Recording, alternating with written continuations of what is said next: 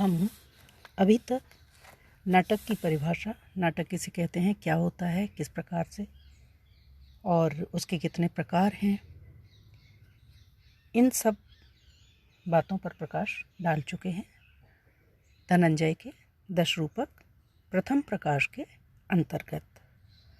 और अब नाटक की कथा वस्तु के विषय में हम पढ़ेंगे, जानेंगे।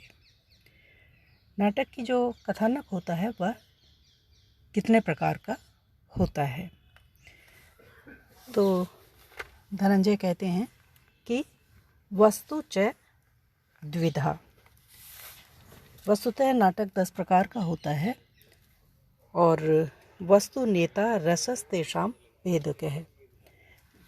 वस्तु, कथा वस्तु, नेता, नायक और रस, ये तीनों ही उनको अलग करने वाले होते हैं।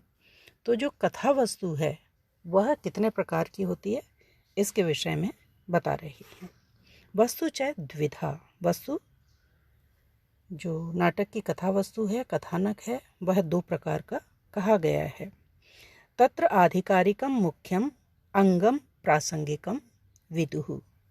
18वीं कारिका के अंतर्गत बताया जा रहा है कि तत्र आधिकारिकम, नाटक के विषय में आधिकारिक मुख्य जो कथा वस्तु होती है उसे आधिकारिक कहते हैं और उसके अंग रूप में जो विद्यमान होती है उसको प्रासंगिक विदुः कहा जाता है, जाना जाता है।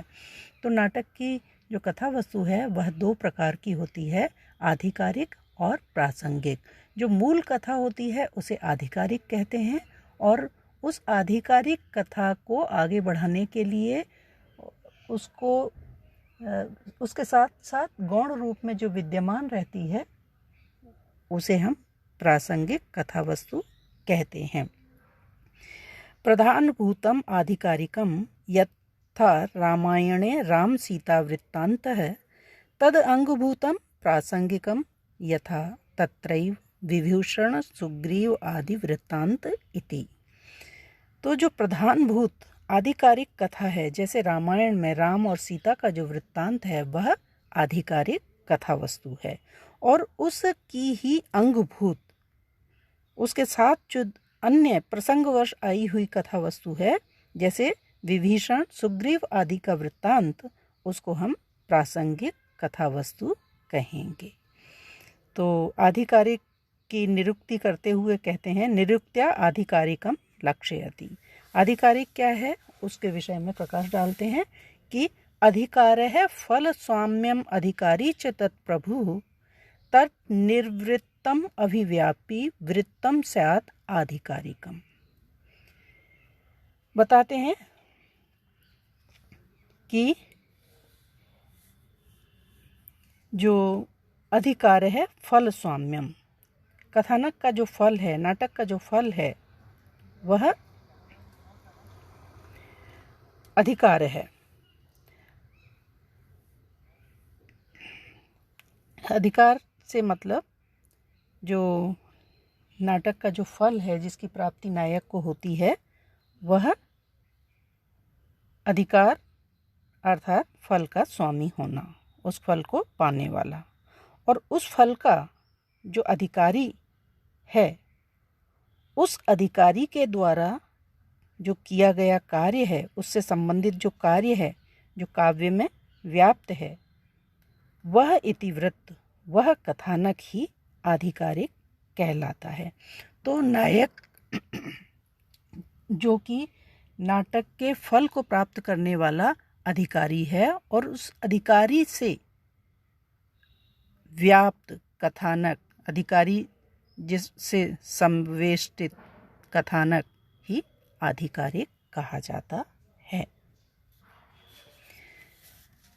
तो जैसे कि फलेन स्वस्वामी संबंधो अधिकार है, फल स्वामी च अधिकारी तेन अधिकारेण अधिकारिणा वा निर्वृत्तम फल पर्यंतताम नियमानम इतिवृत्तम आधिकारिकम। कहने का अभिप्राय यह है कि फल के साथ स्व स्वामी भाव संबंध अर्थात फल का स्वामी होना अधिकार कहलाता है और फल का स्वामी अधिकारी कहा जाता है। उस अधिकार या अधिकारी के द्वारा किया गया और फल प्राप्ति तक पहुँचने वाला जो वृत्त है, जो कथा है, वही आधिकारिक वस्तु है। अब आधिकारिक को कहने के उपरांत प्रासंगिकम व्याचष्टे, प्रासंगिक कथा वस्तु कौन सी होती है उसके विषय में बतलाते हैं। 20वीं कारिका, प्रासंगिकम परार्थस्य स्वार्थो यस्य प्रसंगतः। प्रासंगिकम, प्रासंगिक कथा वस्तु, परार्थस्य यस्य इति वृत्तस्य पर प्रयोजनस्य सतः तत्प्रसंगात् स्वप्रयोजन सिद्धि तत्प्रासंगिकम इति वृत्तम प्रसंग निर्वृत्तेः। यहाँ पर कहते हैं कि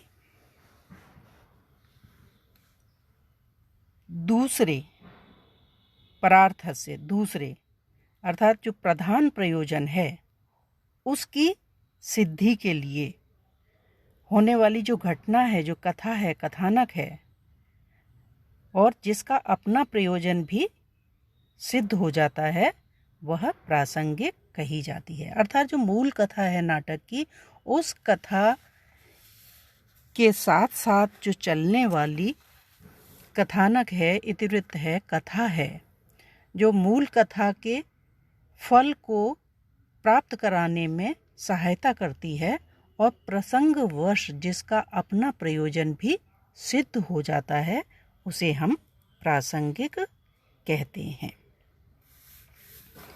जिस प्रकार से रामायण में राम और सीता का वृत्तांत जो है वह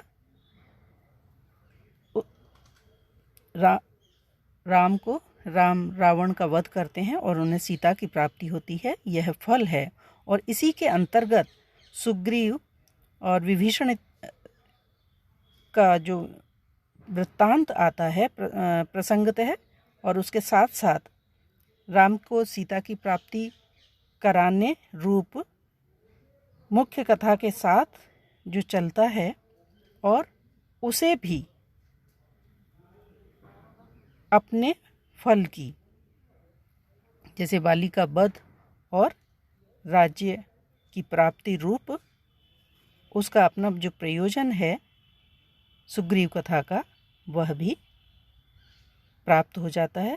तो इस प्रकार से जो आधिकारिक कथा वस्तु है, उसके फल की प्राप्ति में जो सहायक का कार्य करती है, उसके साथ साथ चलकर अपने भी प्रयोजन को जो सिद्ध कर लेती है, वह कथा वस्तु प्रासंगिक कही जाती है। और प्रासंगिकम अपि पताका प्रकरी भेदात द्विविधम इत्याह।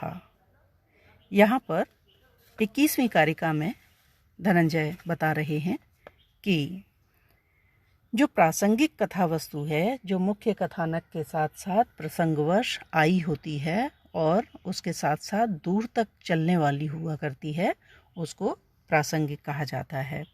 और यह प्रासंगिक भी दो प्रकार की होती है, जिसे कि पताका और प्रकरी के रूप से जाना जाता है। सानुबंधम पताकाख्यम प्रकरी च प्रदेश भाग। सानुबंधम, अनुबंध सहित जो दूर तक चलती है, चलने वाला जो प्रसंग है, वह तो पताका कही जाती है। और जो एक छोटे भाग तक ही सीमित रहती है, पूरे कथानक में व्याप्त नहीं होती, ज़्यादा दूर तक कथानक में नहीं चलती, उसको हम प्रकरी कहते हैं। जैसे दूरम यद अनुवर्तते प्रासंगिकम सा पताका सुग्रीव आदि वृत्तांतवत पताका इव असाधारण नायक चिन्हवत तदुपकारित्वात् यदल्पम सा प्रकरी श्रवण आदि वृत्तांतवत। तो जैसे रामायण के अंतर्गत दूर तक चलने वाला जो सुग्रीव का वृत्तांत है, वो तो पताका का लक्षण है पताका नाम की प्रासंगिक कथा वस्तु के अंतर्गत आता है, और उसी के बीच में श्रवण का जो वृत्तांत है, जो थोड़े ही भाग में आकर के समाप्त हो जाता है, उसे अपने लक्ष्य की प्राप्ति हो जाती है, उसे हम प्रकरी कहते हैं। तो इस प्रकार से पताका और प्रकरी इस नाम से जो प्रासंगिक कथा वस्तु है वह 2 प्रकार की कही जाती है। तो इस प्रकार से वस्तु, नेता और रस, यह नाटक के आधार पर नाटक को बांट दिया जाता है कि कौन सा नाटक किसके अंतर्गत आता है। और इस प्रकार फिर जो कथानक है वह कथानक 2 प्रकार का हो जाता है, मुख्य और गौण। और यही जो गौण है वह पुनः आगे चल कर के 2 प्रकार पताका और प्रकरी के रूप में बट जाता है। तो इस प्रकार से आज हमने कथा वस्तु के ऊपर प्रकाश डाला, और इससे आगे अगले अध्याय में पढ़ेंगे।